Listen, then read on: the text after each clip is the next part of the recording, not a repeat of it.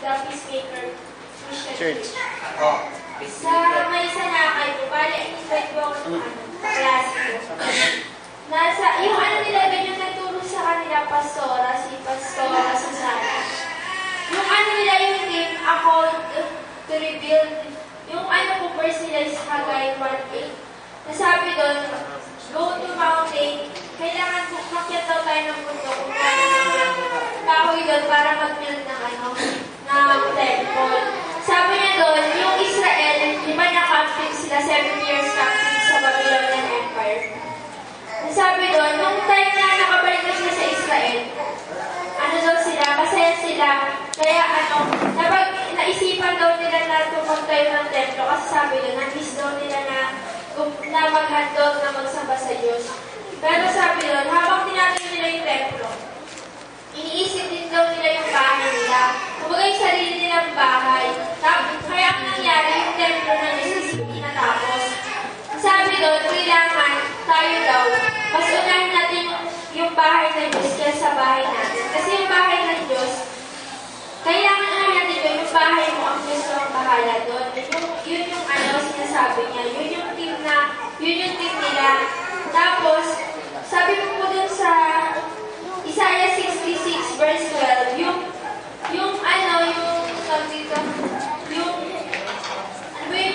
my throne is in heaven, tsaka yung the earth is my footstool. Sabi niya doon, ang Diyos daw, hindi siya kasya doon sa bahay na ginagawa mo sa kanya. Kasi sabi doon, God is a spirit. Pero sabi doon, hindi daw pansamantala doon lang mismo Diyos. Kasi sabi doon, may mga churches daw na gumagawa rin ng bahay ng Diyos. Nasabi ba yun sa Hebrews 9:27, minsan lang daw yung tao na nilikha ng Diyos sa kamatayan. Kaya sabi doon, kasi ang susunod ng paghuhukom, kaya sabi doon, kailangan daw natin habang mahihinga pa tayo, may buhay pa tayo. Tapos yun naman sa, yung cellphone na po namin, kay Sister Joanna, dinanong namin siya ng about sa doctrine, at saka kung ilang years na sila. Yung church nila, 16 years, tapos 9 years na siya sa PCC. Pero nung tinanong namin siya about sa message, ang sagot lang niya sa amin, hindi pa daw siya masyadong,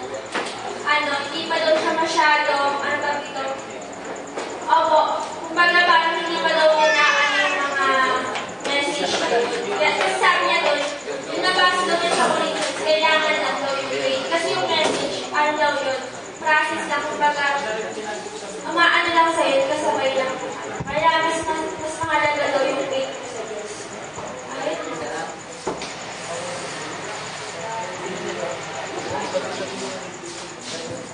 Sige po, makinig po tayo dito sa nagsasalita po sa harapan. Yung sa akin naman po, i-share ko yung sa JCCC, sabi po doon, yung kanilang tema po, yung Hosea 1:8, tapos yung kanilang tema ay Haggai 1:8, tapos yung tema nila, a call to rebel, sabi po doon. Kaya yung Haggai 1:8 na yun, di ba yung mga Israelites na kapag sila ng 70 years, kaya sabi po doon, a call to rebel, sabi. So, ibig sabihin, i-rebel po ulit. Ngayon, sa panahon po na yan, di ba sabi po ni Pastora Susana, kasi babae po yung nag-preach po doon, tapos yung nag-preach ay nakapantalon pa, nag-preach. Tapos yung preaching po ng babae, puro lang word of encouragement. Kasi yung mga nandun, yung mga invited lang sa labas. Ngayon niya po, yung under po sila ng G12, bali sila, umbrella sila. Ibig sabihin, yung pinaka-founder po nila, si Brother Cesar Castillano, yun po yung sa Columbia po. Ang founder nila galing ng Columbia. Ngayon, meron dito sa Philippines, yung founder nila dyan, yung si Pastora Susana, yun po yung tapos marami pong umbrella na nakasakay sa kanya. Parang napakalaki na rin po ng JPCC, kahit sabihin mo na hindi na siya po sila sila, malaki na rin po sila. At marami po sila, pang 16 years na nga po nila mula sa simula. Dito lang sa Philippines yung 16 years. Tapos sabi niya po doon, ako to rebuild. Kaya yung Hagay 1:8, di ba yung pagtayo ulit ng templo noon? Kasi lang hindi natapos yung templo kasi gawa ng busy ang mga tao doon sa gagawang pagpapaganda ng kanilang bahay. Sabi niya po doon, sa panahon po ngayon, sabi niya, mas binibigyan pa natin ng importansya yung gawain bahay sa gawain sa Panginoon. Halimbawa, day off mo daw po pag Sunday, tapos ilalatan mo lang yun sa gawain bahay, hindi ka nasisimba. Kaya sabi niya po doon, no time for God. Sabi niya, hindi daw po pwede na wala daw po tayo panahon sa Panginoon. Kasi sabi niya, kung wala po tayo sa panahon sa Panginoon, dadating po sa atin yung tagtuyot. Ano po yung tagtuyot na yan? Yung po yung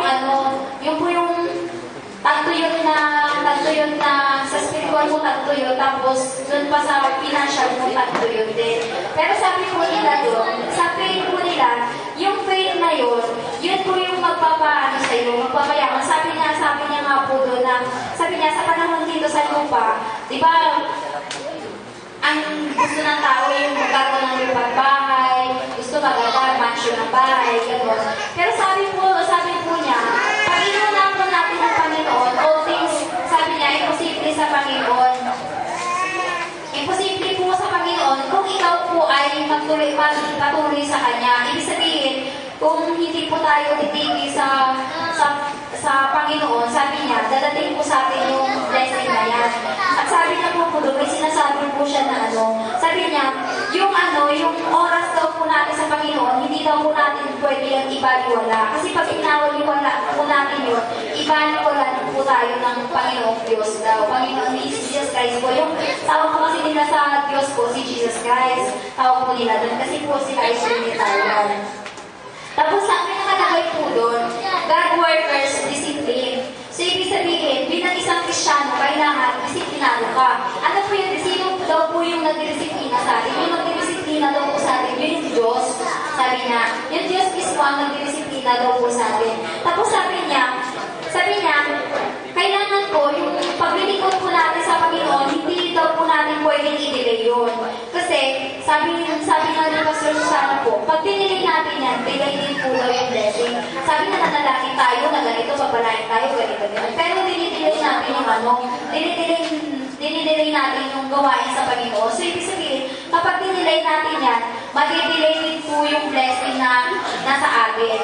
Tapos, meron pa po siyang sinabi doon na sabi niya, hingi daw po tayo ng pagpapala sa Panginoon, pero hindi naman daw natin nilalagang yung panahon natin sa Panginoon. Kaya sabi niya, hindi po ganun dapat. Sabi niya, ang pagpapala ay nandyan lang yun, kaso na nagkukulang lang tayo. Tapos sabi niya po doon sa may isa pa po siyang sinabi, na sabi niya, di ba si Jesus Christ po, di ba, nung pumunta po sila doon sa Bethlehem, di ba ipapanganak na siya? Ngayon ang nangyari, katok sila nagtatok doon sa pintuan, kasi nang walang kwarto na available sa kanya, kaya sa sasaban daw po siya ipinanganak. Ngayon, ano po yung tipo na yan? Sa panahon daw po natin ngayon, may mga bahay daw po na mansyon, kasi time to rebuild, di ba, sabi niya, kailangan i-rebuild, itayo ulit. Ngayon sa panahon natin, maraming bungalow daw, mga malang palasyo daw yung bahay, at ang dami daw kwarto. Pero ang nakatira daw, 2 o 3 tao lang na nandun sa loob. Pero sa panahon ni Jesus Christ, walang kahit kumatok daw po sila sa ipapanganak si Kristo, wala daw po. Pero sa panahon ngayon, ang mga tao, busy sa pagpapaganda ng bahay nila, samantala 2 lang sila o 3 lang sila doon sa loob ng bahay, ang dami-daming kwarto. Sabi, di ba parang napaka-ano ng mundo natin.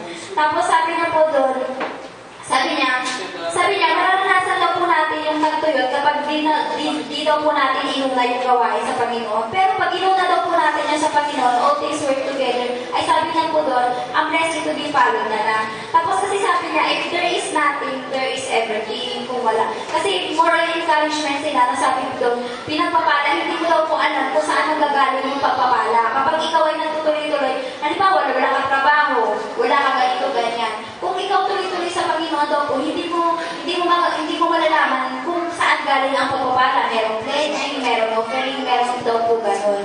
So more on encouragement po sila kanina. Although po na, siyempre, denominasyon sila, Trinitarian po sila. Kaya yung Panginoong Diyos nila talaga, yung Diyos talaga nila is si Jesus Christ. Okay, dala ko tayo naman sa 7:13, brother, ano? Ha? Oo, Chronicles. So, ang Chronicles natin, ito ay hindi kay Brother Francis. Pwede yan dito. Ha? Pwede ka? Sige, sa Chronicles.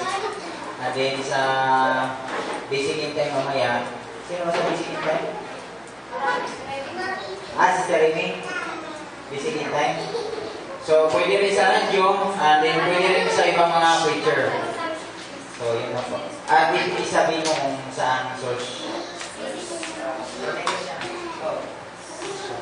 Bali, source to ni kay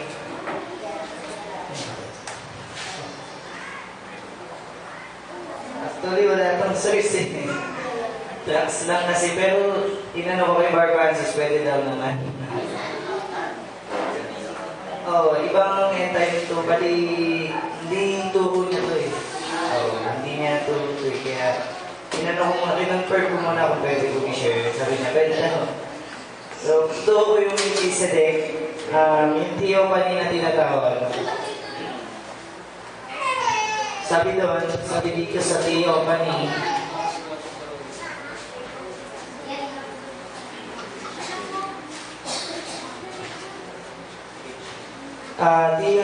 theophany God's manifestation, ito yung audible voices na nagagaling yung witches dun sa nung time ni Moses, nung siya ay nandun sa burning bush, nag-audible voice sa pamamagitan ng fire.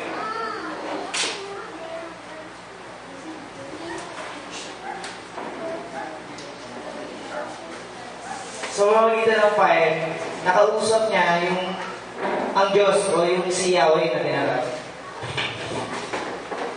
And then sabi doon, theophany body God's manifestation, alam naman natin yan. Ito yung appearance na nakikita, literally, nakikita natin. Like nung may dumalo kay Abraham, ang Diyos ay nangungusap doon sa tao. Nakita niya mismo na nakausap niya. Pero hindi daw yun totally ang Diyos na nandoon, totally na maninirahan doon, ika nga. Ibig sabihin temporary, permanent. Hindi siya permanente nandun lang. Yung theophany body na tinatawag. Ito yung theophany. Yung audible voices na sa kausap ni Moses. And then yung theophany body. Tapos number 3, number 1 to. Number 2, theophany body. Number 3, direct theophany.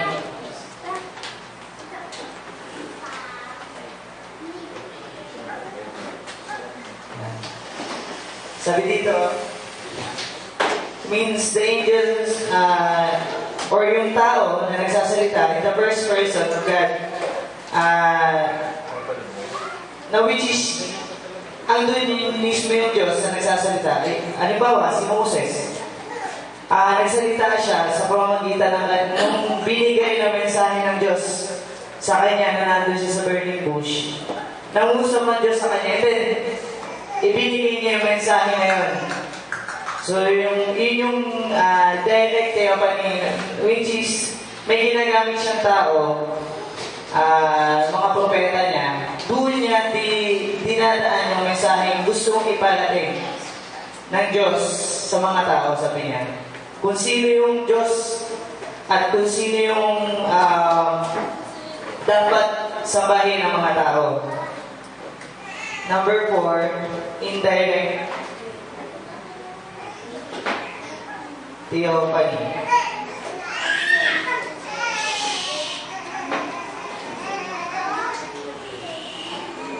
Ang kahulugan na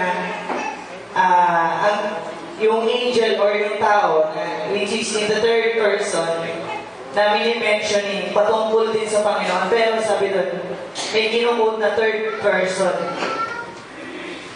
Salat natin dito. Ito yung first person. And then, ito yung third. Sa indirect. Indirect. Yan. So, tuloy na ako. Yung Melchizedek means, yung Melek, nag-report niya, means, kahulugan nun ay hari. Or, tama ba? Zazi?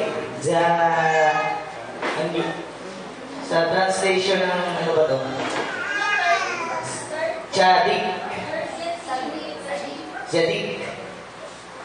Or righteous.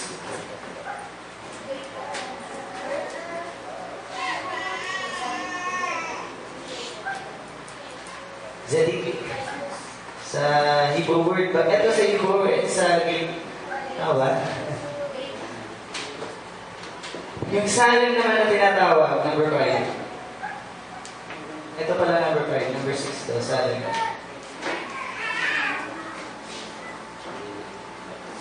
Ito yung Shalom. O yung Heb. Hebrew word.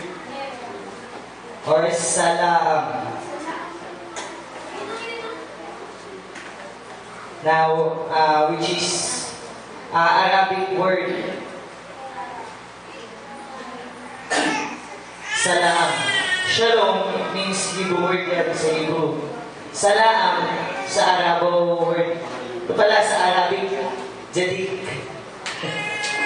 Yung king, yung Melek, which is Hebrew word. Ibig sabihin, peace. Salam. Shalom. Yung Salem, which is ito yung city of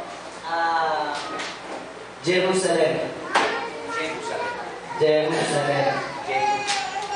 Lugar ng mga Jebusites. Who was before it was settled by the Jebusite na naninirahan ngayon sa in Jerusalem. Kumbaga, yung mga Jebusite na ngayon ay mga nandun sila sa Jerusalem. Number 7, traditional understanding patungkol sa God's manifestation. Kasi nasabi,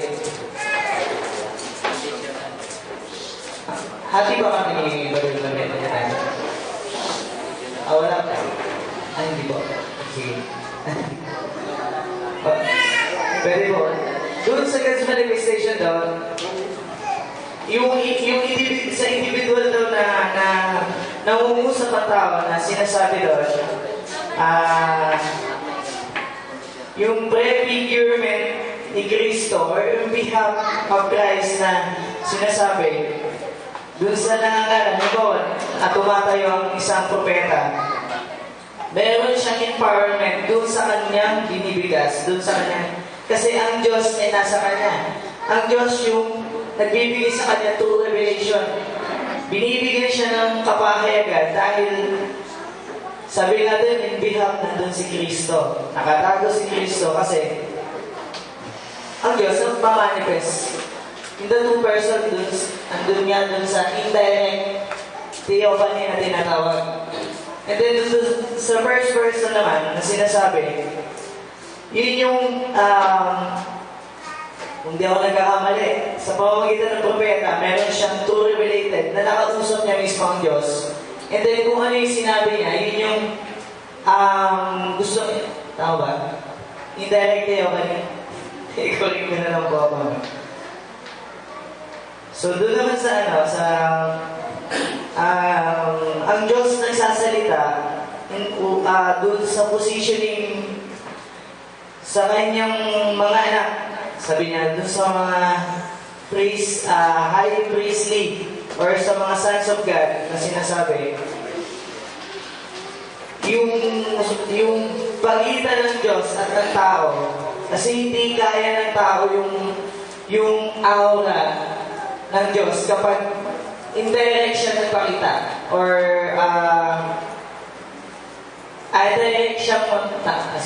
direct siya nagpakita. Kaya gumagamit siya ng manifested na tao or doon naging dwell siya or nagtitiyopan siya sa pamamagitan ng angels, sa pamamagitan ng word, sa pamamagitan ng audible voice. Kasi hindi kakayanin ng tao yung pagka-Diyos niya. Doon sa type ng shadow, biblically sabi niya, is never greater than any type of one being type. Sabi doon, yung nilalang pwedeng, hindi pwedeng humigit doon sa kanyang, hindi pwedeng humigit yung nilalang doon sa lumanang. Tama ba?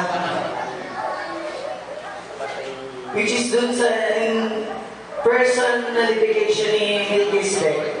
At ang gusto ko i-ano dito sa tracks, na hindi siya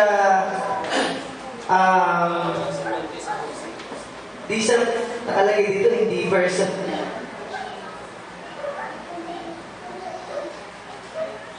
So yun, sabi nga niya, hindi pala mas greater si Melchizedek kay Christ.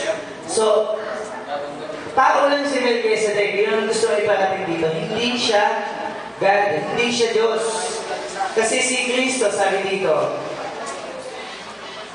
kumbaga, sabi doon sa Biblia, time and shadow, itinitipo siya kay Kristo eh. Maraming nagtitipo sa Kanya, which is katulad ni Kristo si Melchizedek, na siya yung Diyos. Siya, si Melchizedek, sabi nga ni Brother Jerry kanina,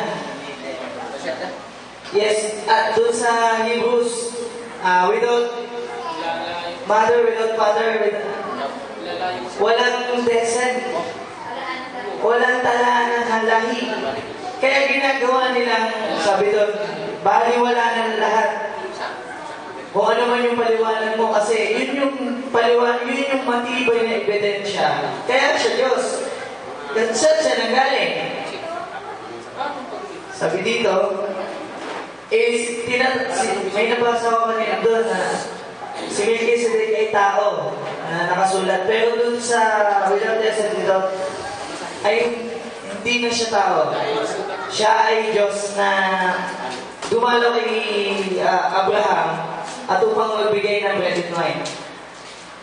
Doon sa pagka-priesthood ni Melchizedek, yung anointing ng niya, like Father na nanggagaling sa Diyos, pero tuon natin dito, isa siyang tao, isa siyang person, pero yung kanyang pagka-descend,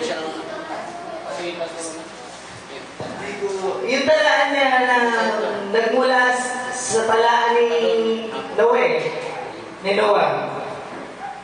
So, hindi na ibilang yung kanyang talaan kasi sa sobrang haba ng panahon, hindi na kayang ilagay doon sa talaan. Kasi umabot siya hanggang kay Jacob.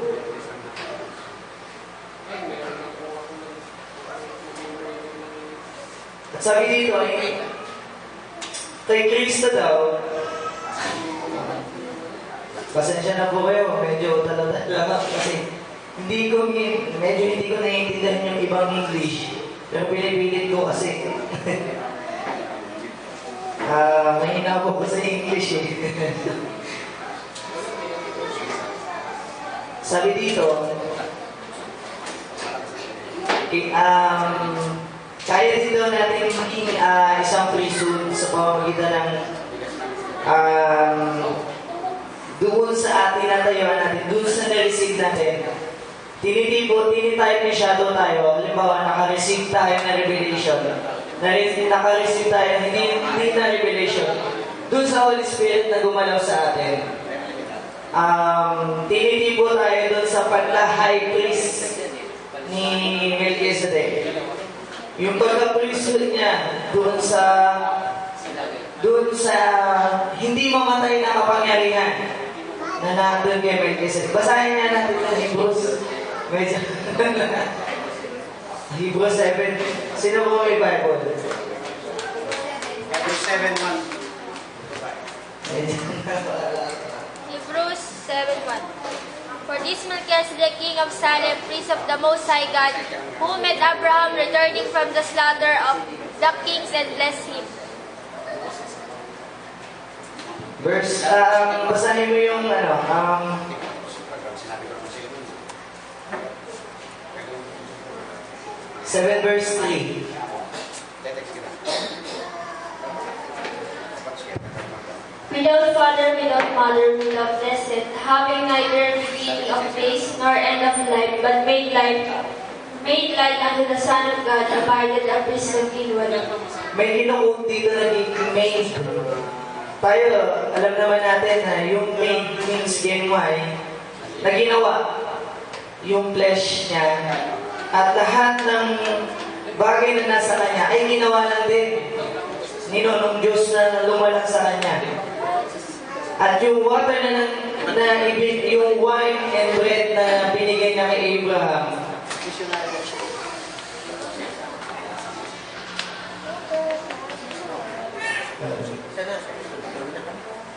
ay ginawa lang din. Was made lang din eh. So ginawa lang din pala yun. Hindi nanggaling mismo sa taas, sa langit.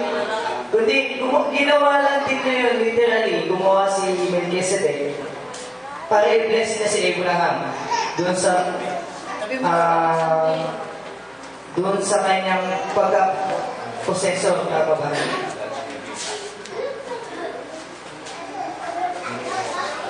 Sabi dito, yung anointed priest like Melchizedek na hindi nga daw mapapatayan kasi sobrang tanda, sobrang haba na ng buhay na ginugol niya. Hindi kaya yung kwento nga dito ng mga kapastoran namin is hindi mo na kaya umarap doon sa tao kasi hindi mo maatim yung kanyang itsura eh. Kasi sa sobrang tanda niya, haba ng balbas, yung anointing nandun, pero sa atin kaya ba natin tanggapin yun? Hindi na. Sa panahon ni Abraham, baliwala sa kanila yung amoy. Kung ano yung postura mo, ang mahalaga sa kanila, yung word na behind, which is Christ kasi yun eh. Si Kristo kasi na nakatago doon sa bread and wine, doon sa pagka-priesthood niya, doon sa tinatawag na yung pagka-Melchizedek niya, nakatago kasi doon yung kanyang personification ni Kristo eh. Tama ba? Ewan ko ba kayo? Nakatago kasi doon si Kristo doon sa pagka-Melchizedek niya. Like, yun yata eh. Like unto the Son of God, doon sa pagiging Melchizedek niya. Hindi naman kasi yung pangalan talaga yun eh. Ang pangalan talaga niya is Shem. Pero yung pagka-priesthood niya, kaya siya pinangalan ng Melchizedek. Kasi, sabi doon, hari siya sa Salem. Melech is king. Sa Salem. Lugar. Kaya tinawag siyang Melchizedek. Kasi hari siya dun eh. Yung pagka-priesthood niya, sabi doon, hindi nga daw mapatayan yung kanyang haba ng kanyang ministry. Hindi lang buhay. Doon sa kanyang term na pagkahari. 50 years daw eh, maximum 500 years. Doon sa kanyang equivalent. Doon sa 50 years na kanyang termino. Kumbaga, itipon natin sa labas, yung pagka-mayor niya o pagka-presidente niya. 50 years. Sa haba nun, 500 years old siya. na naging hari. Bukod pa yung iginugol niya doon sa panahon ni Noah. Bukod pa yung iginugol niya doon sa pagtatayo ng arka. Yung sabi doon, yung pagka-maturity nga, sabi doon, automatically, yung pagka-patriarch niya is dala-dala niya, yung yun nga, priesthood, patriarch, lahat nandun sa kanya. And then yung law, sabi doon, yung law na was given binigay na kay Moses. So, ibig sabihin, hindi pala nagmula kay Moses talaga yung law. Na nagmula talaga sa Diyos. Pero direct na ibinigay ni siguro sa akin, paliwanag ko doon. Kaya siya pumunta kay Abraham. Which is yun yung sharing nila. Bread and wine yan eh. Nag-sharing sila, nag-communion sila. Inalam na ni Abraham yung pagkakataon. Kasi siya yung napakatandang lingkod ng Panginoon na dapat niyang malaman yung sabi dito, yung law na ibinigay ng Diyos mula pa doon sa Garden of Eden. Kasi si Noah lang ang nakakaalam, siya lang yung descendant na umabot, na hindi napatay pala ni, kung nanood kayo ng Noah, Tubal-Cain. Hindi siya napatay ni Tubal-Cain eh, tumampo siya eh. Napatay yung tatay niya, napatay yung tatay ni Noah, si Tubal-Cain. Gusto niyo patayin si Noah, kaso tumampo eh. Si Lamech. Si Metusela. Yun, si Metusela. Kaso si Metusela namatay din sa ulat eh. Nakakita lang naman ng berry. Gusto niyo makakita ng berry doon sa pinagtatayuan ng argan ng bangka ni Noah. Yun, nung nakakita siya, yun na pala yung plant. So yun lang, Madela. Medyo. May question po ba kayo? Tay, may question ka lang so. May tanong po kayo?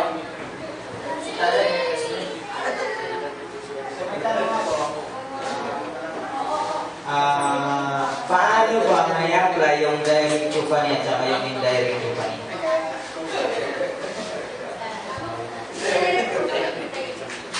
May apply sa isang tao naman.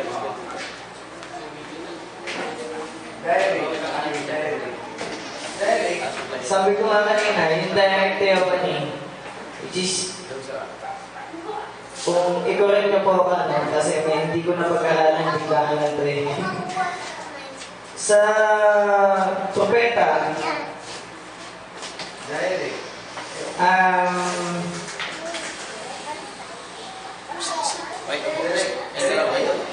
direktang nag-audible, tama mo ba? Direktang, kasi nung nakausap niya si Moses, direkta siyang nausap eh. Hindi gumamit ng angel or ng star messenger. Which is yung audible choir. And direct naman, in the third person, gumamit siya ng tao. Gumamit kasi, andun ng Diyos sa angel, and then yung angel, sinabi doon kay Moses. And then si Moses, sinabi naman niya sa mga tao. Tapos, i-correct lang ako. Kasi kanina sinabi mo na hindi pwedeng dumirekta ang Diyos mangusap sa tao dahil hindi kaya ng tao yung kapangyarihan ng Diyos. So, paano yun? Paano yun yung nangusap kay Moses? Ang direkta mo. So yun nga po. Nakita niya na po. Napanood niyo po ba yung Prince of Egypt? Kasi hinawakan niya yung fire doon eh. Hindi naman siya namatay. Hinawakan niya yung fire doon, hindi naman siya namatay. So, doon sa fire, merong body. Sabi nga doon, dito yung theophany body doon eh. yung theophany ng Diyos na kumakatawan doon sa apoy, which is nagmamanifest siya doon sa pamamagitan ng apoy. Ano yung theophany? Theo means God, manifestation. Phany means manifestation. And then may body. So, ibig sabihin nun, angel pa rin. Angel pa rin eh. Kailangan ng angel. So, ano ba itong tax? Hindi eh. Ano lang naman ako dito eh. So yun, sagot ko, Brother Magellan. True angel. Hindi siya namatay doon sa bayan. Kasi pinigil tao ba? Nagpigil ang Diyos sa kanyang sarili para lang hindi masaktan yung kanyang lingkod. Kasi kung direkta yung pati doon sa pamamagitan ng angel ba? So yun lang. Tayo, may tanong ka? Sa message.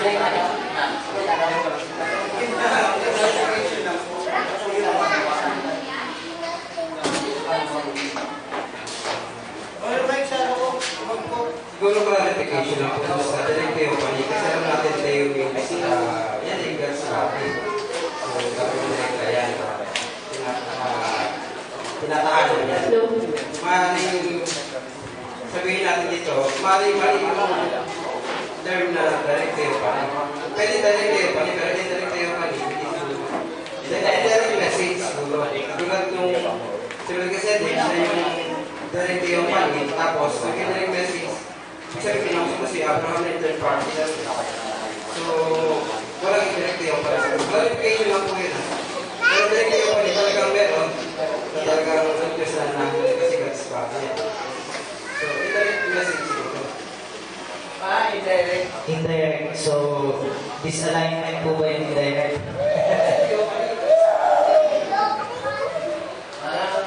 Pero pwede po natin siyang isama. Kaso nga lang, kung nasa tracks kasi. Pero para sa akin, indirect hindi din. Pero, mapag-aaralan naman po. So, sa indirect kasi, third person, ang Diyos, nagmamanifest dun sa angel, and then yung angel, kumakausap dun sa propeta, and then yung propeta, Abraham. Third person. So, hindi dumirekta mismo kay Abraham ang Diyos, kundi gumamit siya ng angel, and then Melchizedek. So, yun. Tayo, may tanong ba dun sa Melchizedek? Wala na pa.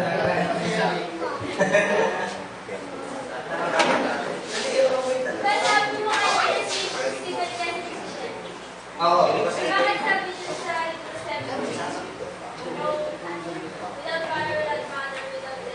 Sister, sabi ko nga kanina, hindi nga naisama kasi sa sobrang haba na. Hindi na nga naisulat eh. Hanggang kaya yun eh. Ano Jacob yan? Kaya sinabi ko without descent, without mother, without father, kasi hindi na naisulat. Hindi nga nasulat.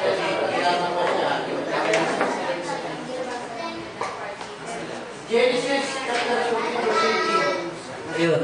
Sagot ni Sister Remy, kasi part A lang yung speak, yung binasa nila, pero yung part B sa buhay ni Shen, hindi na naisama, kaya hindi na nalaman yung mga magulang niya. Nung naging hari siya sa Salem, tawag na sa kanya is Melchizedek, kaya tinawag siya Diyos ng end time. So, may tanong pa po ba? Abal? Wala na. Yun lang po. That's good. So, alamin natin yung ano, no? Direct theophany kung Alam po natin ang pagkakayat po ng Diyos sa iba't ibang kapangyarihan. So, kailangan makita ito, no? Direct. Ito, sabi. Ayan, ito. Kailangan direct. Pansinin po ninyo. Unang pag Sa aklat po ng John. Sa 8. Siya, 8. Meron pong ganitong nasusulat. Aray.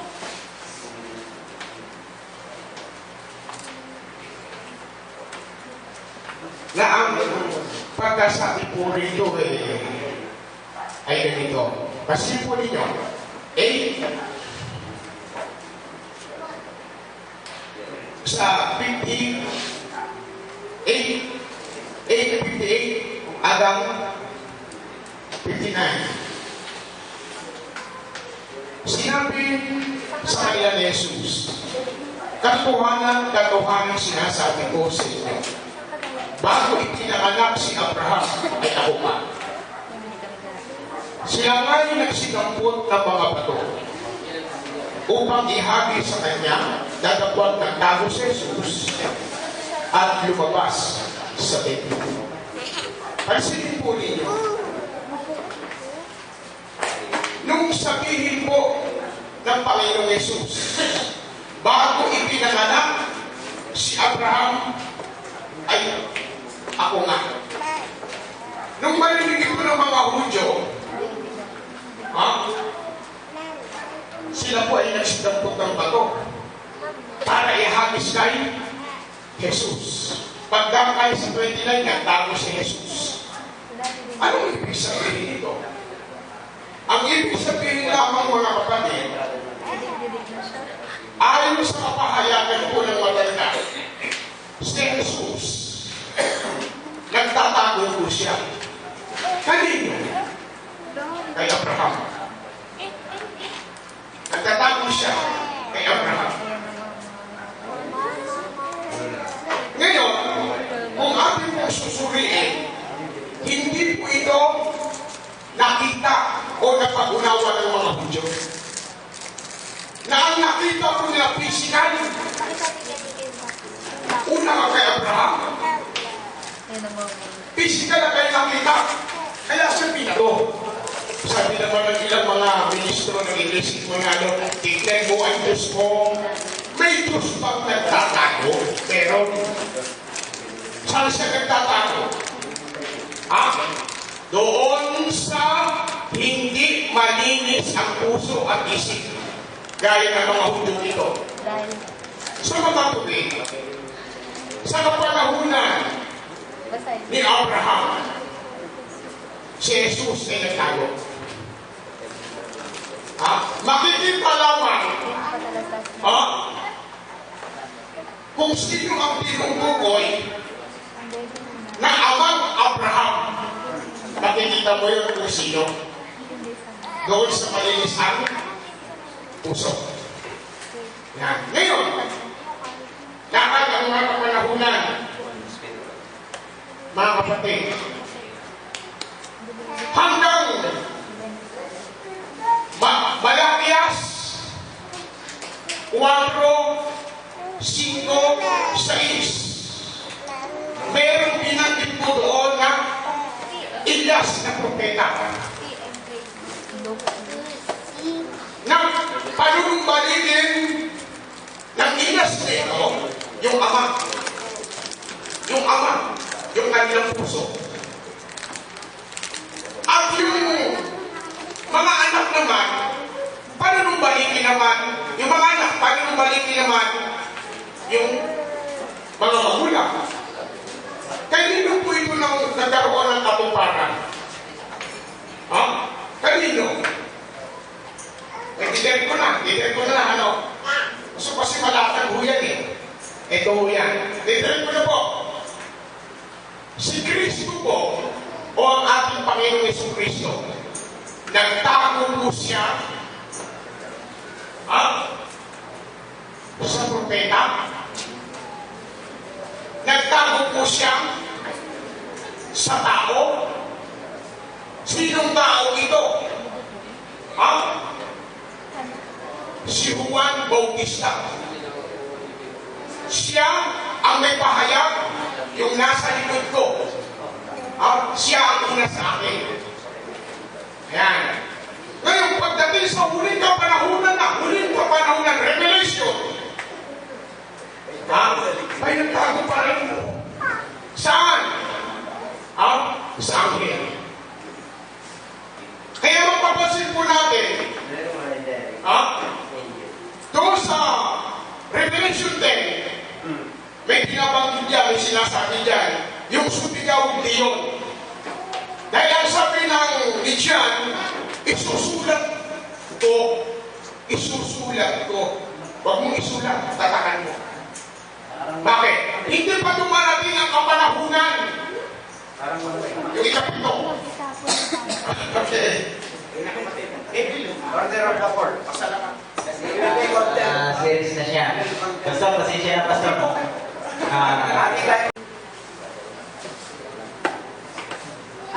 Wala siyang,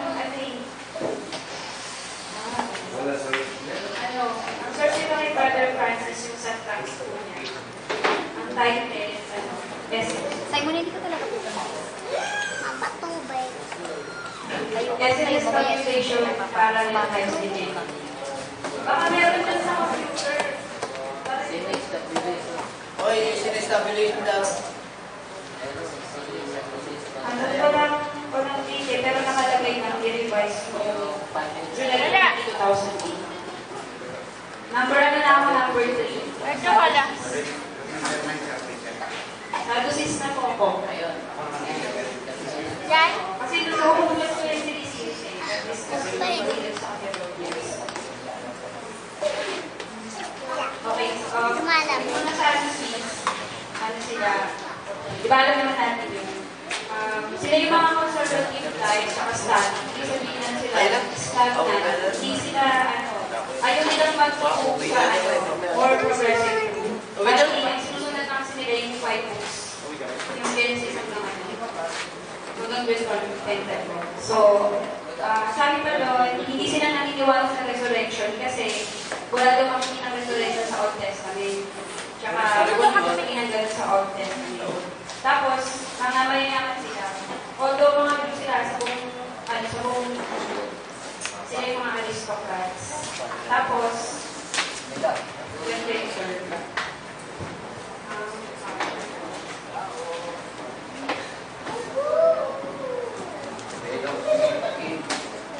Resurrection, masanos, and angels.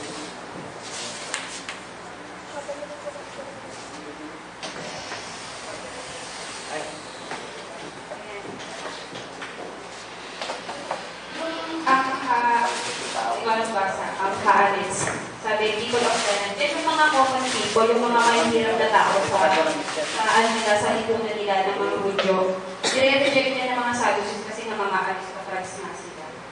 Tapos, sabi pa nila, yung mga common na tao na yan, mga ignorant sila sa loob. Alam niyo naman yung logic. Tapos, ito mga Sadducees, ano sila, parang sumilot sila sa loob ng 2 centuries bago na destroy yung temple ng Jerusalem noong 70 Pero yung origin ng mga Sadducees, walang nakakaalkalilang ideya kung saan sila nanggaling. Ang tingin lang nila, yung pangalan nila galing sa word, galing sa Sadok family.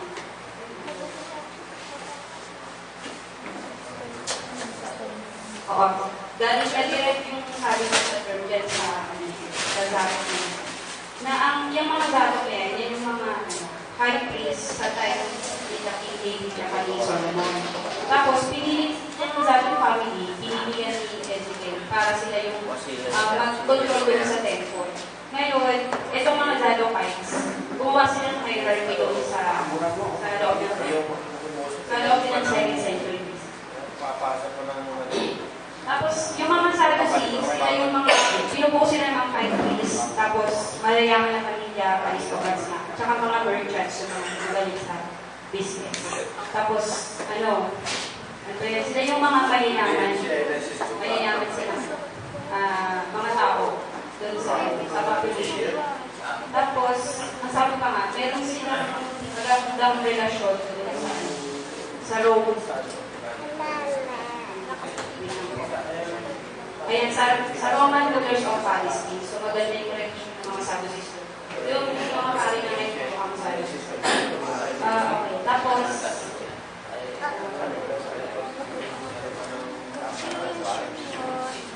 masyado silang conservative sa aral ng Judaism.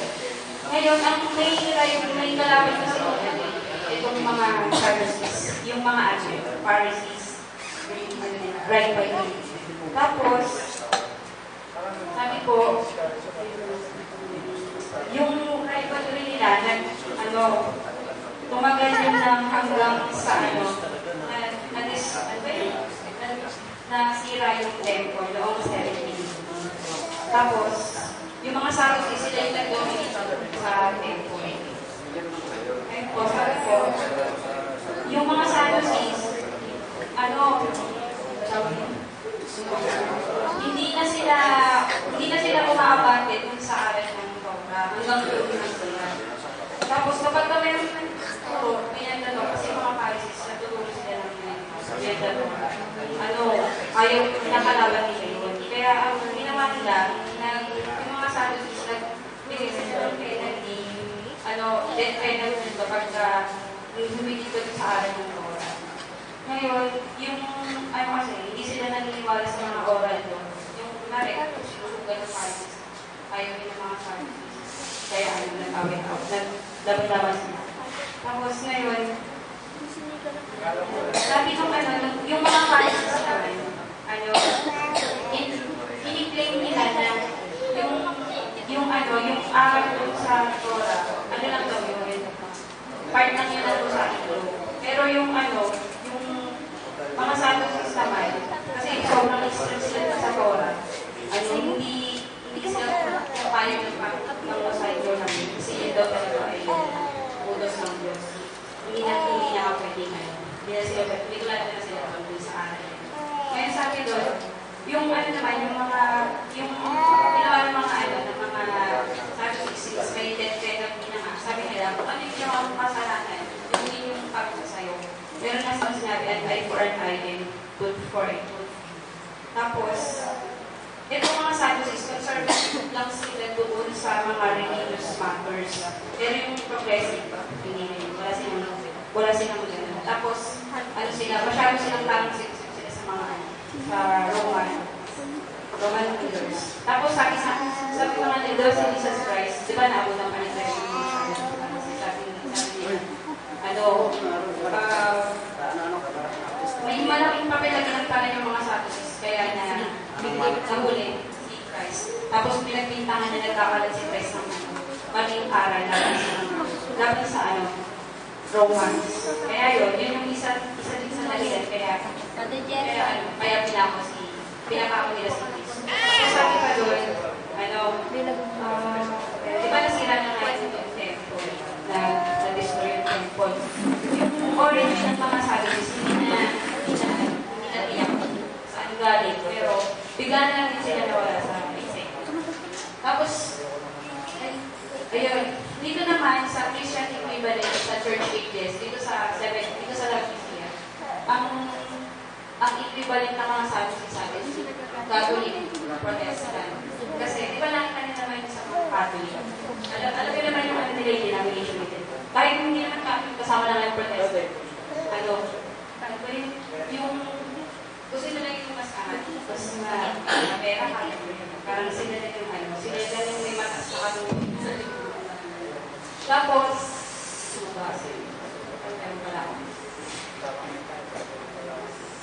ayun, pakilista na lang po yung verse, nakasulat naman More on mga ritual, tapos, ayun, yung church, parang stage siya ng, may, parang nakailan yung government sa state. O yung church, yung government nakailan sa church.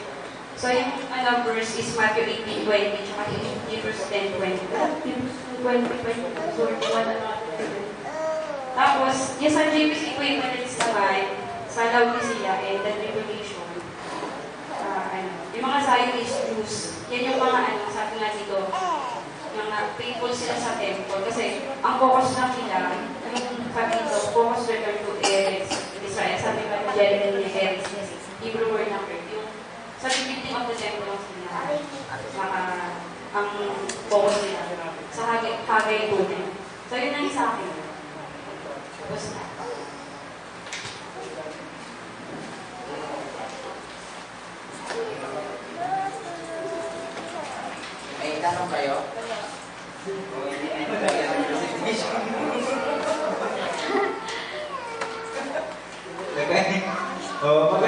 although, dati alam ko yan yung ano yung business tabulation, ang ganda yung presentation, no?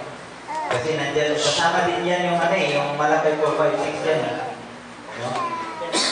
Natin yung mensahe ng Diyos. Since ito ay kalinigan, dyan ay halos parang pang Old Testament, umpisa natin, ilaro lang ha. At ito ay malaki ang implication in this last days and time. Hindi end time na yung samahan ha. Yung end time, yung kaganapan ngayong this last days. Tingnan nyo ito mismo sa ano. Tingnan nyo mabuti ha. Yung Sadducees, they believe only in 5 books. Yung Torah. Sa Muslim yan, Taurat. They don't believe sa angel. Hindi sila naniniwala sa angel. Hindi sila naniniwala sa resurrection. Kung mapapanood nyo yung Passion of the Christ, yung Pharisees at Sadducees, magkalaban siya pero against kay Kristo, magkakampi sila. Pero sila mismo, sabihin, I am the resurrection. Tuwan po ay kabila, galit na galit yung kabila. Pero magkakampi sila, laban kay Kristo. Kasi yung Sadducees, yan nakakabot nilang revelation. Pagdating sa Pharisees, ang abot nila hanggang Malakay. Ano dito ba ito? Hanggang Malakay. They believe in angel, they believe in resurrection. Yan yung pagkakain niya. Ngayon, anong kasunod? Yung mga Herodians, ito, ang mga Herodians, ito yung mga tinatawag na pro-government. Pansinin nyo ngayon sa huling panahon, ang lahat ng religion halos, kaya nilang patalunin yung magiging gustong presidensyable sa kanilang samahan. Sinusuportahan. Kaninang maga, napipilig ako ng misa ng Katoliko. Wala akong mapanood ng kay Eli Soriano, nag-Chinese na eh. So, hindi ko na siya maintindihan. Nang pinapakinggan sa Katoliko, para kung Nicolay na nasarado, Katoliko to. Pero nung binabaybay na nung pare yung mga talata, hindi ko siya matangihan. Ang ganda. Nadagdagan ako, Katolikong pare ka na. Hindi ko kailangan kung sino nagsasalita eh. Ang kailangan ko yung salita ng Diyos. Pinapintas na niya. Iba ang kanyang paliwanag, pero yung tumatakbo revelation, iba na. Nakikita ko. Ang ganda ng pinalakay niya ng ito. Yung gusto ko sana siyang ewan ko matalakay ko ngayon. Yung I created darkness, light and darkness. Yun ang tinatalakay niya kanina. Pero sa kanya, yung tinatawag na, ang tawag na, may term tayo yan. Law of contrast, ang binabanggit lang yan. Law of contrast. Yung kailangan may sakit para maranasan mo yung ginhawa. Para mga ganyan lang. Mababaw lang sa Katoliko. Pero habang pinipreach niya yan, ang gaganda ng talata niya, nakikita ko yung pinag-uusapan natin dito, mas tumitingkad sa atin. Pari ba siya? Oo, walang pakialam kung pari ka. Kung malaga sa atin. So ito mga Herodians, ito sila, wala sila halos pakialam sa kasulatan. Pero sila, ang gusto lang nila yung templo. Ito pala yung gusto templo. Ang gusto lang nila, nakaligid lang sila sa gobyerno. Nakaligid sila sa gobyerno. Kay Herodes, sa hari. Yung pabor sa mga kahit na anong religion niya. So, mayroon dito yung tinatawag na silots. Kilala niyo ang isang silots dito, si Barrabas. Si Barrabas.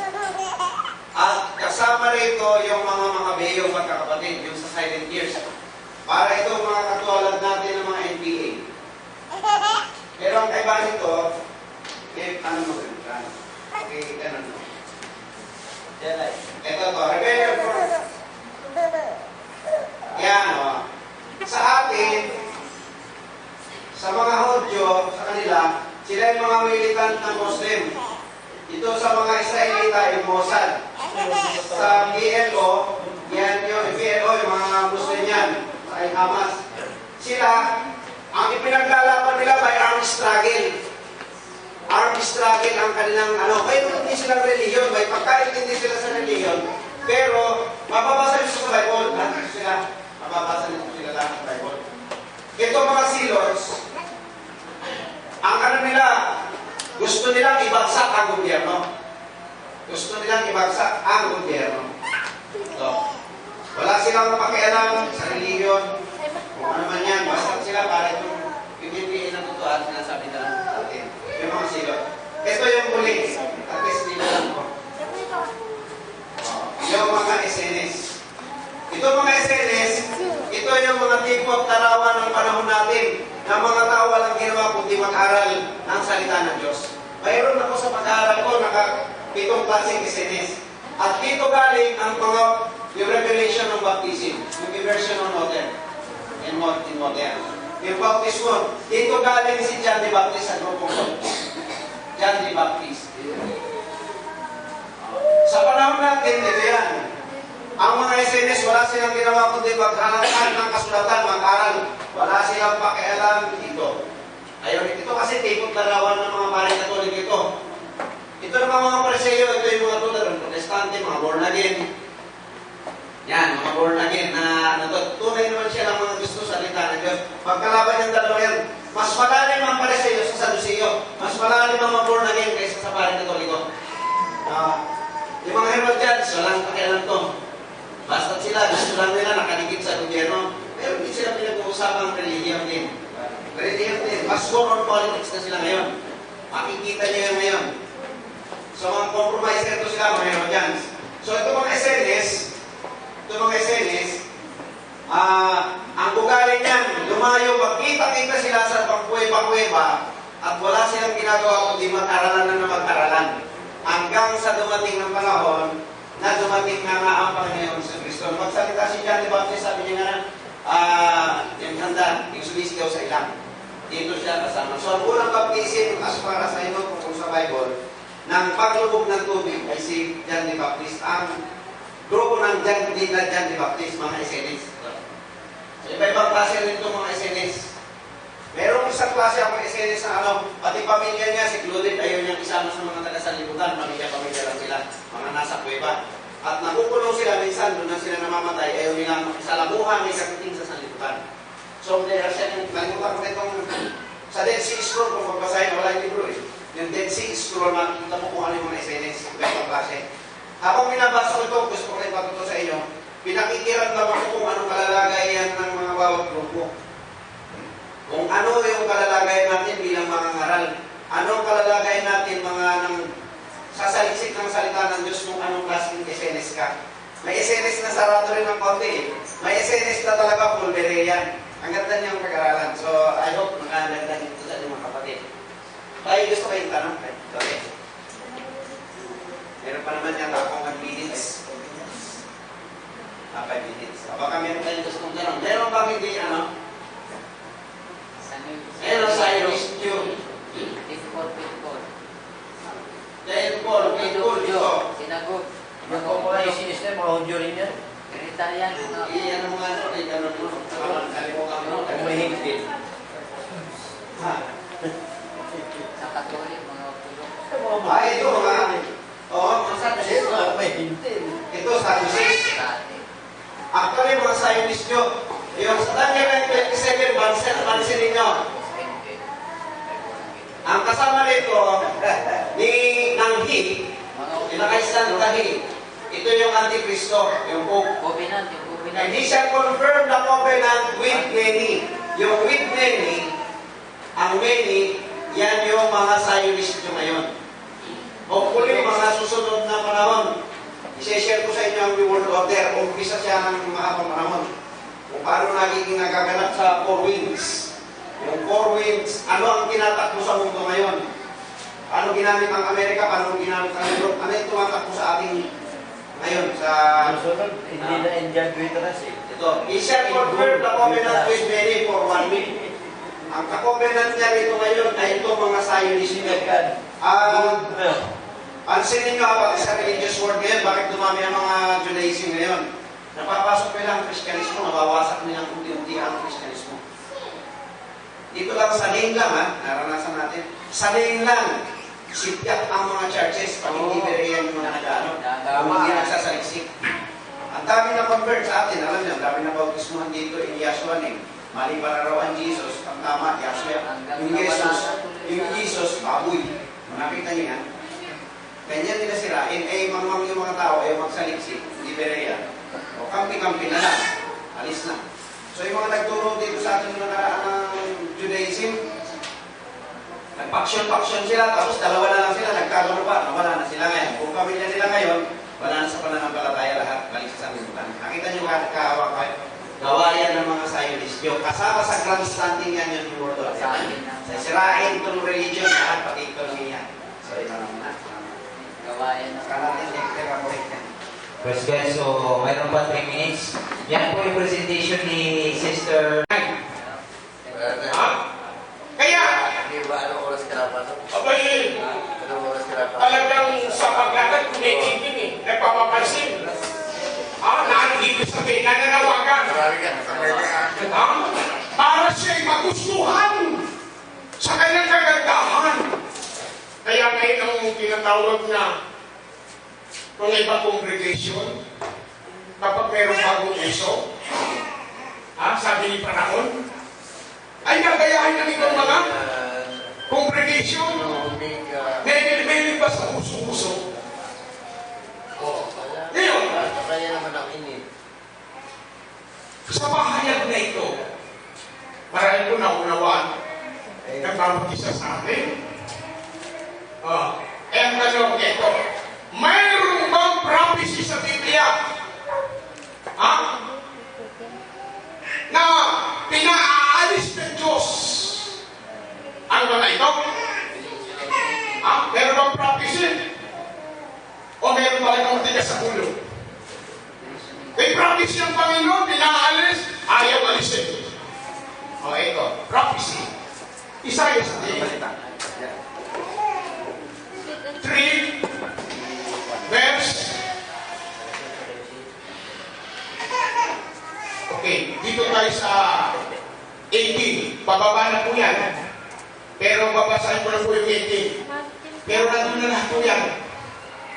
Sa araw niyaon, aalisin ng Panginoon ang kagayakan ng kanilang mga hiyas ng paa at mga hiyas ng ulo at ang mga hiyas at ang mga panghiyas na may anyong kalahating buwan.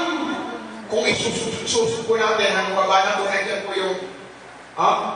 yung nasa kamay, borsela, sipsip, nandiyan lahat kung aking kukunin.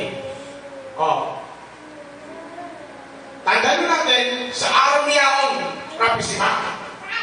Ula ba? Aalis yun ang Panginoon? Saan doon magkakaroon ng kaganapan?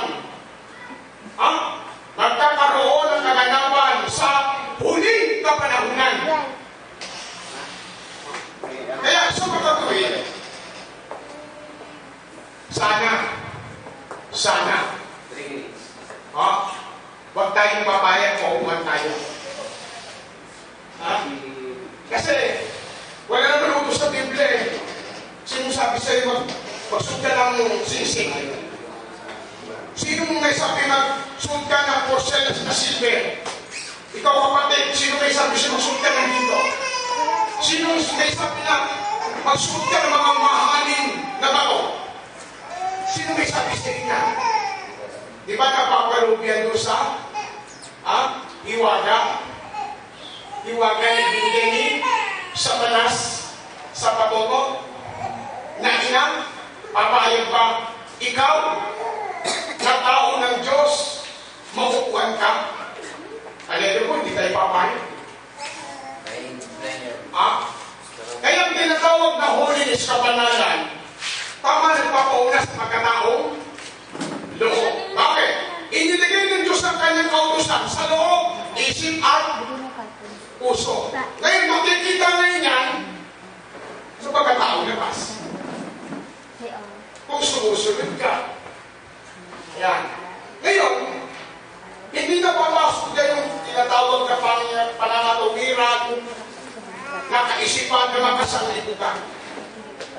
Kasi meron pong makaisipan na pinaglalaban mo ang nanay mo. Pinaglalaban mo ang nanay mo na si Jezebel na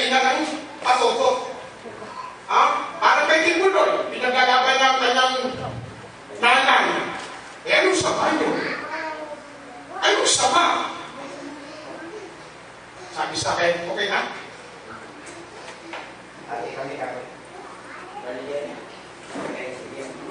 Okay, maganda yung ni Pastor Dan. Ganda yung ano niya. Sige, kung makapwede ako, hindi ako natin niya. Sabi ng end time, ito na siguro yung mamigil. Ang aring medyo mababa siya. Umpisahan ko sa sitwasyon. Ang istorya nito, nag-start yan actually. Doon muna tayo sa hayop. Bakit gusto ko na Revelation chapter 17, kasama ko lang yung pagkalata. Pansin niyo to sa Daniel, take note nyo na lang. Daniel 2, chapter 2 at saka 7. Pag pinag-aralan mo siya, mayroon siya sa Daniel 2, mayroong leon, na hayop, may pakpak, with wings, lion with wings. At yung pangalawa ay yung bear. At pangatlo ay yung leopard. Itong bansang ito sila, at yung isang pinakang great and terrible beast. So, papansinin mo, bago dumating ang Panginoon Jesucristo, yan yung Babylonian Empire. Ito, Babylonia, Medo-Persia, Greek Macedonia, at itong huli, ito yung Roman Empire. So ito yung Roman Empire, yan ang kinabutan sa panahon ng Panginoong Jesucristo na bansa. Mapansin ninyo ha, sa Daniel 27, wala pa yung babaeng patutot. So ano nangyari, nung ang panahon, 7 church ages, at ito ba alam na mystery of God ang 7 church ages? Hindi siya tsamba na ginawa to, kasi may tatlong application siya sa gusto ko isingin. Mayroong literal church na itatag si Paul, mayroong tinatawag na spiritual na church, walang iba kundi yung bride, yung tayo, at mayroong tinatawag na ages. Yung spirit ng literal church, umiiral sa 7 iglesia ng kapanahunan. Okay. Efeso, Smyrna, Pergamo, Thyatira, Sardis, Philadelphia, and Laodicea. Ito yung tinatawag na dark ages of time. Okay. To begin with, itong Roman Empire, noong matalo niya itong lahat ng ito, itong Roman Empire, Roma, mayroon siyang mga bansang nakapaligid sa kanya kung tinawag ay barbarian kingdom. Na yan yung tinatawag, kung pag-aralan sa STA, yung Heruli, Vandals, Ostrogoths, Visigoths, Alemanni, Franks, yan, Suebi. Siya yung tinatawag na 10 horns. Na mayroon siyang 7 heads. Ito yung 7 kingdoms or kings sa panahon nito. Ngayon, ganyan. Habang tumatakbo ang panahon, na wala ay mga hari dito, ang lumabas dito ay mga emperador. Ito ang pumalit sa mga emperor. Napalitan ng mukha ng mga hari. Emperor o tinatawag na Caesars. Kaya makikita nyo sila, Tiberius. Isanggalan mo ba?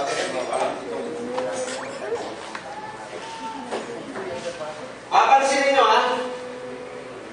Unti-unti, naging emperador at itong hayop na to na may 10 ulo at 10 sungay, control niya at mapapansin nyo yung Revelation chapter 17. Buksan na natin. And then came one of the 7 angels which had the 7 vials and talked with me, saying unto me, Come hither, I will show unto the judgment of the great war. Bago ko ituloy ito, pag pinag-aralan nyo ang history ng Babylonia, ang Babylonia, normal na hanap buhay nila ang pamamatotot. Kung kilala nyo sa Genesis 10, si Nimrod, siya yung hari ng Babylonia sa Ur dati. Kasi yan, ang Babylonia, yan yung dating tinatawag na Shinar. Shinar, naging Mesopotamia, naging Babylonia, at yan yung modern Iraq. Hello? Yan. Dito nakahari si Nimrod. At ang pamamatutot ay nagiging hanap buhay. Pag ang babae ay mayroong ginto rito, diamante, naka-display yan, pinapakita niya, may mga malalaking naka-makeup siya. Ang makikita sa kanya, marangal sa tingin nilang hanap buhay yan, ang pamamatutot. So, ito ang sinisimbolo niyang babaeng great war na to. Siya ay literal na war. Literal na war o patubay. Mamaya natin pupuntahan yung spiritual na patutol. Totoong may literal. Pwedeng wala kang hikaw, pwedeng wala kang makeup, pero patutot ka pa rin. Sa spiritual na, sa spiritual side. Makita niyo? So, and I will show unto thee the judgment of the great word that sitteth upon many waters. Maraming application, maraming tao, maraming religion. Taas mo sa 2. 2. With whom the kings of the earth have committed fornication. Ano ba yung fornication? Galing sa salitang porneia. Ang porneia, yan yung intercourse. Kung paano yung babaeng literal na war ay nagpapatutot ng literal, binibit ang kanyang katawan, may sign siya, may mga porselas siya, may ipinapakitang fornication ang kings na to. Totoo may literal na fornication. Pero mayroong tinatawag na spiritual fornication. Kaya nga sabi ko, wala kang nakalagay na hika, wala kang makeup, pero mayroong spiritual na ikaw ay nagpo-fornicate. And the inhabitants of the earth have been made drunk with the wine of their fornication. Ang buong mundo ay nakatikim sa kanya ipinaiinom. O hindi na literal na alak to. Kasi yung babaeng patotot, pag naka-table yan, o yan ang naglalasing doon sa mga hari, ginagawa yan ng mga patotot doon. Pag pumunta sila sa Babylonia, ang ginagawa niya, naalokin ng mga babae doon sa kanilang lalasingin yung mga hari. Literal na lasing. So mamaya tatakbo na naman tayo sa spiritual na lalasing. Okay, tuloy. Sa 3. So he carried me away in the spirit into last 3. Hello. Hello. Are you there? Hello. So he carried me away in the spirit. Spiritan, nakita nyo. In the wilderness, and I saw a woman sit upon a scarlet-colored beast, full of plagues of blasphemy, having 7 heads and 10 horns. Eto na. Tingnan nyo mabuti ha. Sa history kung titingnan nyo, unti-unting nangangawala ang mga emperadors at Caesars. At mapapansin ninyo, ito yung senior ko nga pansinin nyo mabuti sa larong chess, kung marunong kayo. Pagkalaban yan yung hari, mas mataas yung reyna. Sa kabila, mas mataas din yung itim. Pansinin mo yung bishop na itim, nakatabi sa reyna, yung isa naman nakatabi sa hari.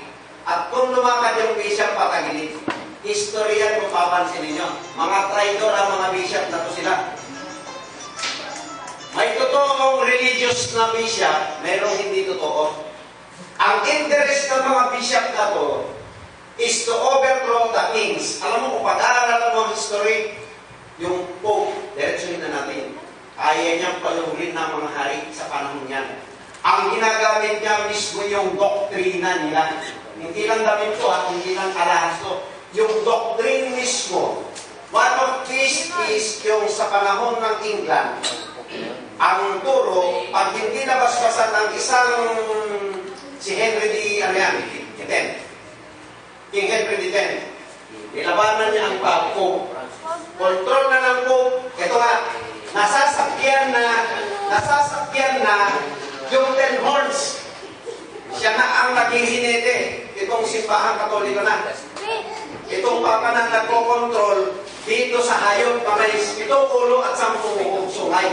May 7 kingdoms and 10 country. Ngayon, nakokontrol na niya ngayon. Ngayon, ang nangyari, dahil mayroong aral ang Katoliko na hindi pwede ilibing ang tao hanggat hindi nabasbasan. So, ang nangyari ngayon, lumaban yung hari. Sabi ng Pope, si Pope, nalimutan ko pa ng Pope na to, wala munang Magbabasbas. Isara lahat ng simbahan. Alam mo yung kanyang bansa sa Inglaterra? Nakahilera ng kung ilang kilometro ang patay na mamahuna ang buong Inglaterra dahil hindi pwedeng ilibing na hindi nabasbasan at hindi makakarating sa langit. Ganyan niya nagamit yung fornication niya, yung aral. So, ang nangyari sa mga tao ngayon, napilitan. Sabi ng mga tao, mahal na hari, hindi pwedeng ilibing yan. Makipag-usap ka na sa Pope. Alam mo ba, from ang utos ng Pope bilang parusa mo, matigas ang ulo mo, maglalakad ka ng tatanggalin mo ang robe, nakahubad na kapaa, magpupunta ka ng Vatican. At luluhod ka sa harapan ko, sakalang kita patatawarin. Ganyan katindi ang kapatid. Kung pag-aaralan nyo ang history, nakita nyo kung gaano kalupit ang mga Pope na ito. Kaya sa Dark Ages, makikita nyo si Clement, si Urban, si Boniface, pati yung mga crusades, kung paano nila ginawa yan. Kontrolado na ng Pope ngayon. Ang kings of the earth, na-control niya. Hindi siya kayo ng kumukot. Nag-drug. At yung kanyang aral na may hawak siyang koparatigmak ng dugo, yan yung pinaiinom niya sa mga bansa, sa mga hari buong mundo. Yan ay naganap sa buong Europa. Pagdating, mapapansin nyo sa Revelation chapter 13, nasugatan yung halimaw, yung Rome. Kasi ang Rome, nasa loob lang niya ang Vatican. Saka kung naikukwento sa inyo kung ano yung ba, 8 is of the 7. Marami siyang istorya. Kasi laki ng Antipolo ang Vatican na nasa bansa sa loob siya ng isang independent city na may control sa buong mundo sa loob mismo ng Rome ng isa sa horns. Nakikita nyo, nasugatan ang 10 yung horns na isa na halos ikamatay niya. Yan yung panahon ng Dark Ages sa Catholic Church na yung sugatan na halos ikamatay ng halimaw. Pero bandang huli, sa Revelation chapter, tawag mo si Francis, ayaw ko siya na yan oras. Francis. Sa Revelation 13, makikita nyo yung image of the beast o yung second beast ng Revelation chapter 13 verse 12 to 18. Ito ulit ang bumuhay yung Amerika para yung namangha ang buong mundo. Ngayon nasugatan na halos kamatay niya ay muling nabuhay. Ano nangyari ngayon dito sa kontrol ng hayop ng simbahan Katoliko? Hindi lang kontrol niya ay 7 keys ng Europe o 10 horns ng Europe, kundi napasok na niya ang 7 continents na makipalalo. Nakita niyo na? Hawak niya ang Asia. Sino ang tao na pwedeng bumiyahe kahit sa ang bansa na hindi niya kailangan ng visa o passport? At smorgasbord. Siya lang. Ano ang pamamatutot niya rito? Hindi siya literal per se. Walang ano. Bunga na lamang yung nagpamaiksi, bunga na lamang because of lack of revelation. Walang understanding ang tao, bakit siya nagsusuot na maiksi, bakit siya naghihikaw. Sapagkat nalasin sila ng spiritual na fornication doon sa turo na nanggaling sa nanay na patutot na wala sa Bible. Bakit nagsusuot ka mo ng nag-make-up yan? Kasi mangmang sila na hindi nila alam ang Bible. Pinamangmang sila nung nanay ng patutot. Kaya yung mga Pentecostal ngayon, yung mga Trinitarian, kung anong ginagawa ng nanay na aral, ganun din sila. Nagmamanifest na lamang itong mga ano natin. Nagaganap. So, ano gusto kong ipakita pa diyan? Yung beast na may 710 horse, tulad na sabi ko sa iyo, kanina, 7 kingdoms yan. Kung babaybayin natin sa susunod to, marami siyang application. Marami siyang application kahit sa panahon lang na to. Dito, sa panahon nila Nero, nila Diocletian, nila Adrian, nila yung mga Caesars. May application siya sa panahon ng mga Caesars. May application siya sa panahon ng mga kings. Hindi siya nakatali sa isang application. Every church, every panahon, ina-apply siya. Hopefully naiintindihan niyo ko. Apply siya sa mga emperador. Apply siya sa mga hari. Nagpapalit-palit na. Just like kay Charlemagne. Charlemagne. Oh. Emperador siya, pero bigla siyang naging pope. Nagaw niya yung sinukulog niya sa ulo niya. So nagkaroon na ng transition. Yung political naging spiritual, naghalo na ang state and religion. Pero tingnan nyo ngayon, sino ang kumukontrol ngayon? Actually, kung pag-aaralan nyo ang mag-resign si Ratzinger. Tingnan nyo sa World War II lang, ang history. Bago atras pa tayo, wala pang Amerika, para sumibo ng Amerika. Bago nag-World War I, nagkaroon ng tinatawag nabuo ang League of Nations sa Amerika.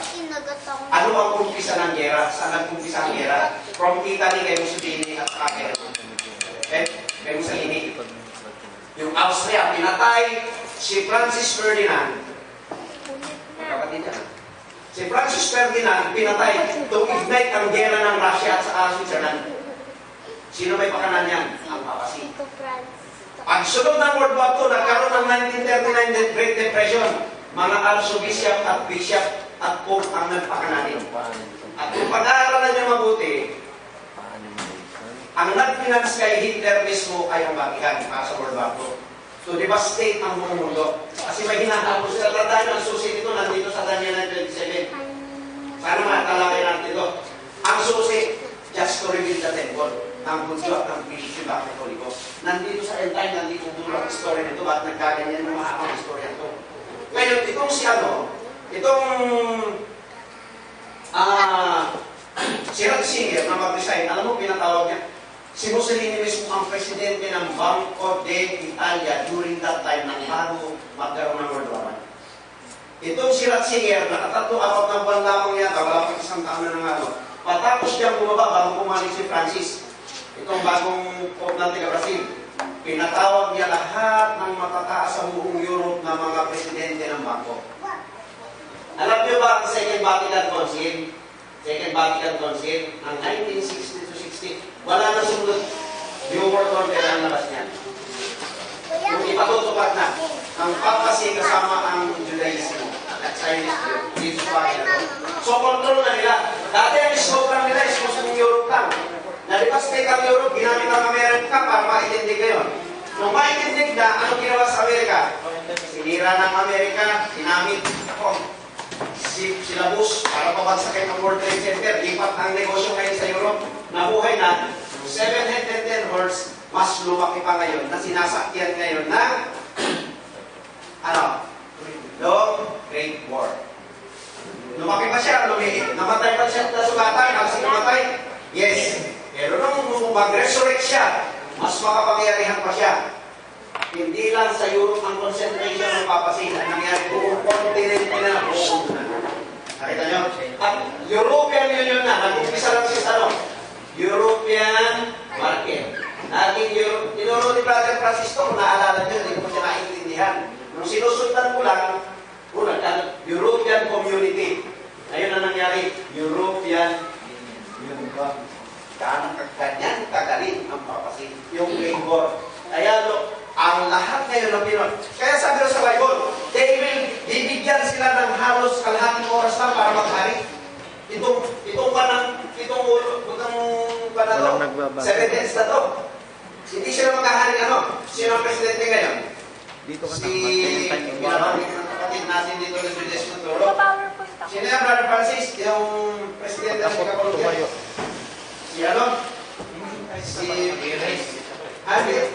Yung dati, sino na yung presidente ng European Union na huli? Yung paborito ng kapatid na lang. Si Barroso. Maiksing panahon na sila kumahawak.